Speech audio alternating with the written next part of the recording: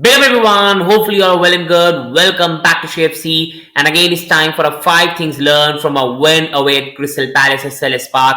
And let's not lie, I'm happy right now. We have won a game of football. We beat Aston Villa recently, so a bit of momentum. But let's not lie, that was a pathetic performance. That was an absolute shit performance, and we should not lie. A lot of negatives we have to talk about. I don't want to really go on that, but now because I've calmed down, we have enjoyed the victory. We have a lot to discuss on the manager and his horrible performance, and Conor Gallagher today saving the manager and putting in absolute beautiful performance. He deserves the respect to absolutely beautiful goals. So we have a lot to discuss. So do hit the like, subscribe, and as always, support the channel. So now coming on to the first point to discuss, and see, this is a very big point and a bit of concerning point, this build up, because this is really poor. Again, Pochettino continues to play poor build up structure, and it's becoming an absolutely massive worry. Caicedo keeps on losing deliveries and he gets criticized online. People keep on saying Caicedo is not good enough and failure of signing, but the manager is putting him in that position to be criticized. The manager is not helping us play better against the sides from the low blocks.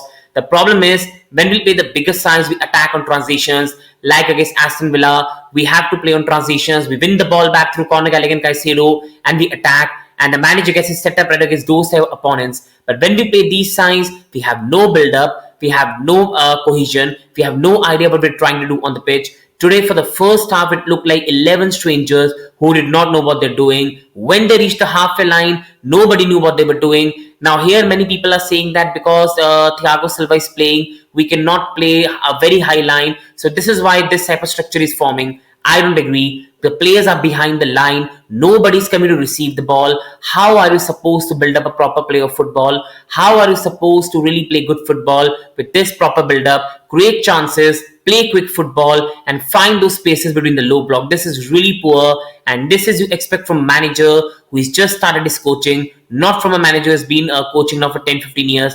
This is really poor setup by Pochettino. This really puts Caicedo under big pressure because he has no one to pass to. Just like Gary O'Neill at Wolves, they capitalized on Caicedo's mistake and they got the win. But because Caicedo was isolated, and in this structure, we have to get this right. And Poch needs to get Enzo Fernandez more deeper. He needs to get players coming more near to each other, and this has to improve because this was really poor. In the first half, we had 80% possession, but we had 0 shots until the 35th minute, and we had no shot on target. Against the Crystal Palace side with no Eze, no Olise, no Guhi, no Doucouré, their best midfielder, it's an embarrassment to not even have a shot on target in first half. We had 80% possession, but with no end product because of structure like this. This was really concerning, and this is something I've been seeing from a very long time now, and this is really poor. Coming on to the next one is, as I've been saying, Poch is making Caicedo look really bad. He's being left isolated. When he gets the ball, he has a pressure of 2 players coming on him. He has no one to pass to. He looks absolutely isolated. He's playing in a lone DM role, which he even doesn't prefer, and it's not really working well. Caicedo put in a monstrous performance along with Enzo Fernandez against Aston Villa because Enzo was near him, and this produced his best performance. Caicedo, even at Brighton, used to play really well because he had McAllister along with him. He used to go high up the pitch, then come back up more like a box-to-box midfielder. He is not your lone DM, and I don't know what Pochettino is thinking, what his idea is. But right now, he's misprofiling Caicedo, misprofiling Enzo Fernandez, and it is not helping the 2 big signings, and it is not helping the pressure on them, and it is not helping the team because Caicedo is a fantastic player. But when you have a shape like this, how is a player supposed to play from the back, and what idea he has about the position? And if he lose the ball, he will be under pressure, will keep on losing confidence, and it won't get better. And for me right now, as much as I've defended Poch on this channel, he has a big part to blame for Caicedo not hitting this, not really having great start with Chelsea. He's been good. He has put in really good performances recently, but even then they're having some bad ones as well. And I think Poch has to take a lot of blame for that. And now, for Enzo Fernandez, as I've been saying on this channel for a long time, play him deeper. Caicedo will play better. The team will play better. Play Enzo Fernandez near to the defenders, near to Caicedo, so our build-up play can be better. There is some outlet, some play to pass, which can help us in build-up play. Because right now, we have no outlet. Nobody has idea how to get out. It's Silva to Disasi, Disasi to Gusto, Gusto to Silva, Silva to Disasi, Disasi to Chilwell, Chilwell to Caicedo. Caicedo gets pressured and he passes back to Silva, Silva back to Petrovic, and then Petrovic goes long and it doesn't help us in any way. Or we go to the right to Noni Madueke, he takes on 2-3 players and he loses the ball. Today we also conceded a goal because of those mistakes. Noni Madueke got the ball. He had no idea where to. He tried to play a trick and we lost the ball and we conceded a goal. Enzo has to play deeper. That is his best position. He can play more box to box. He can sometimes go forward. But today when you see Enzo Fernandez and you think, for such a quality midfielder, what is Poch really thinking? Sometimes I saw Enzo Fernandez near to Thiago Silva and Disasi. Sometimes I saw Enzo Fernandez near to Nicholas Jackson in attacking department. Sometimes I saw him at LCM, RCM. And this is not really good for a player development. And I think he's getting really misprofiled. Coming on to Conor Gallagher, and he deserves his praise. I've always said I love his professionalism, desire, and loves Chelsea. And I have always said he's improving. People have to be patient, and he's really strives to improve, and he continues to improve. One weakness I've been talking about Conor Gallagher has been his creativity and goal scoring. And goal scoring was something he used to do really well at Crystal Palace. At Chelsea, we haven't seen much of that. But right now, in the last two matches, we've seen 3 goals. In the fashion you want a goal scoring midfielder to score, like he used to score at Palace, making the running behind, being in the box to receive crosses, and get those low crosses into the back of the net. And that was 2 proper quality goals.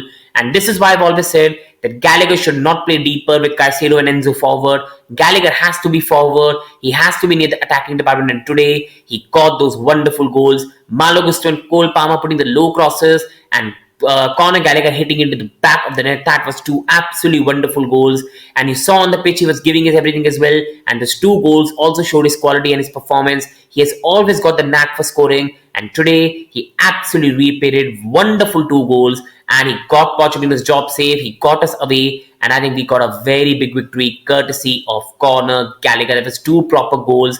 Proper goals you want to see from a goal scoring midfielder, from a midfielder that you want a midfielders to make the run in the boxes. You want a midfielders to be someone that can make those run in the boxes, get at the end of the crosses and get those goals. And Conor Gallagher did that. If he continues it, it will be really good for us because we will also have another outlet for goal. This season we have been heavily relying on Palmer, Jackson, sometimes Nkunku is recently coming back from injury. We don't have a proper goal scorer else bar these 3 players, and Sterling in some matches against poor quality oppositions. We need Conor Gallagher to step up as well, because if he can make these runs and get these goals, we will have another outlet to score goals. So this will be really important. And last but not least, he's talking about Malo Gusto, and again, he shows his worth and his importance. Now, I'm not saying it was a perfect performance. Yes, sometimes defensively he was absolutely destroyed by Franca. I agree with that. Defensively, he still has a lot to improve. In his crosses, sometimes the crosses are great, but sometimes they are very wavered. So he still has a lot to improve. But the fundamentals, the attacking quality, the build-up, is running, coming back, going forward, coming back, tracking back, and overall his professionalism, his overall mentality and leadership, these are some great quality. And this season, we haven't cried a lot that Reece James has been missing. That's the reason Poch has not done well. And this is because of Gusto's performances. He has really been good this season. He's still a young player, so he has a lot to improve. But he has been really good this season. And today, again, his cross proved to be pivotal. And again, that attacking quality is something we've seen from Gusto this season, time and time out. And that was wonderful cross by him. So this is my 5 things learned from the game. A game where I think we did not play well. It was a very unacceptable performance in the first half. Disastrous, embarrassing, one of the worst I've seen. But for now, it was important for us to get a victory. Move on to the matches ahead. We've got Manchester City coming up next. We've got Liverpool coming up next. And in these 2 matches, I think Poch's future is going to be decided. If we play well against Manchester City, even if we lose, we beat Liverpool in the cup final, I think our whole season can change. It can go in a great way. But if we lose badly to City and if we lose in the cup final, I think it's done for Poch. So big week coming up. Up the Mighty Blues. Hopefully people who liked it. Please do like, please subscribe and let me know your opinion. Thank you. Wishing you the best. Thank you.